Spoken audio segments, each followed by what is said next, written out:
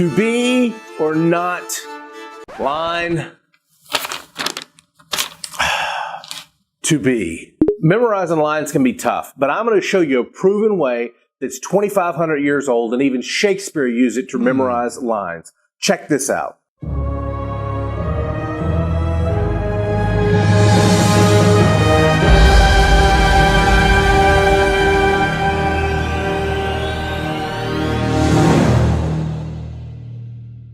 There's actually a very fast and easy way to memorize your lines. It's called the Mind Palace or Method of Loci. It dates back thousands of years, all the way back to 477 BC. And Shakespeare even used this in the Globe Theatre in London when he wanted his actors to memorize their lines. Here's the concept of how this works.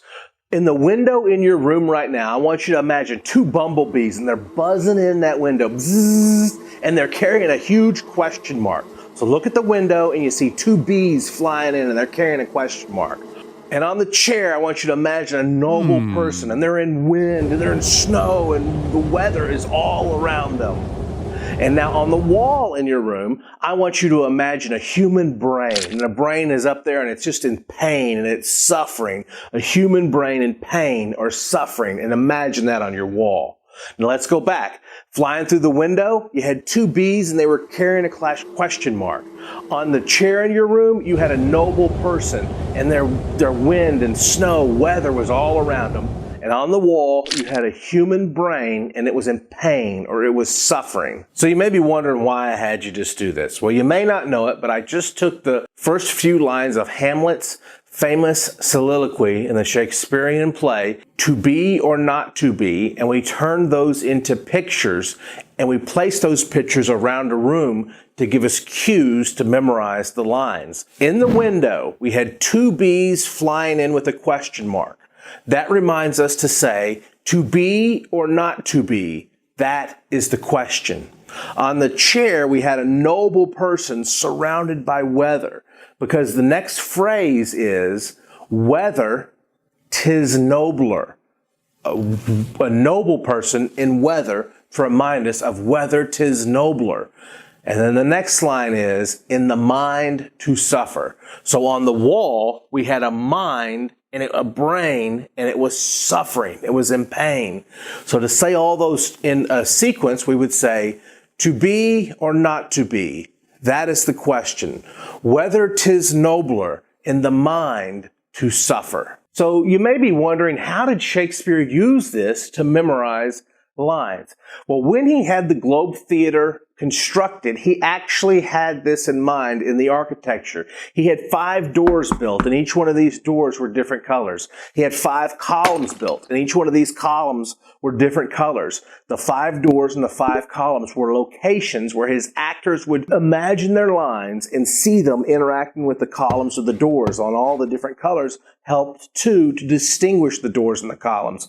Not only that, they would use paintings, or they would use the steps coming up to the stage. They would use the exit as other locations to use to memorize their lines.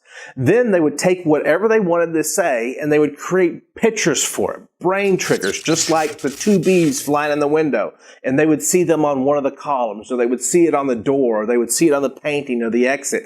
And all over their theater, they would have brain triggers to remind them of where their lines were. So if they were ever in the middle of a play and they got stumped for a second and they couldn't remember where they were, they would simply go around the theater in their mind. The cues, the images on the locations would tell them what they needed to say. An important thing to remember is they always went in the same order around the theater, going to each location in the same order. Then, if they wanted to remember to be or not to be, they would put 2 bees mentally on that first column. That is the question. They would imagine a question mark on the next location, which might have been a door. And that's how they would use the Globe Theatre to memorize their lines. You can create your very own mind palace. Stand in the doorway of every single one of your rooms and number 5 pieces of furniture in that room. 1, 2, 3, 4, 5. Go to the next room, 6, 7, 8, 9, 10. Go to the next room, 11, 12, 13, 14, 15. Number 5 pieces of furniture in every one of your rooms. Then when you get done, close your eyes and say them forwards and backwards until you know them cold. These locations are going to be your very own mind palace. Then take your lines, turn your lines into pictures, and imagine them around the pieces of furniture in your house. So then when you're up on the stage, you just think back to your house, and the pictures you have imagined on the furniture in your house will tell you what your lines are. I have a short course on how to build your own mind palace. You can get it by clicking the link right here at Memorize My Lines or clicking the link below. It was good enough for Sherlock Holmes, it was good enough for Shakespeare, and it'll work for you. I look forward to hearing about your success. All right, guys, we got lots more videos coming out on how to memorize stuff. You're not going to want to miss this, so click the link right here and subscribe to our channel. You'll be the first to find out about it. Come on, click right here. Click right here, subscribe. Fine, don't subscribe. We'll see you on the next video.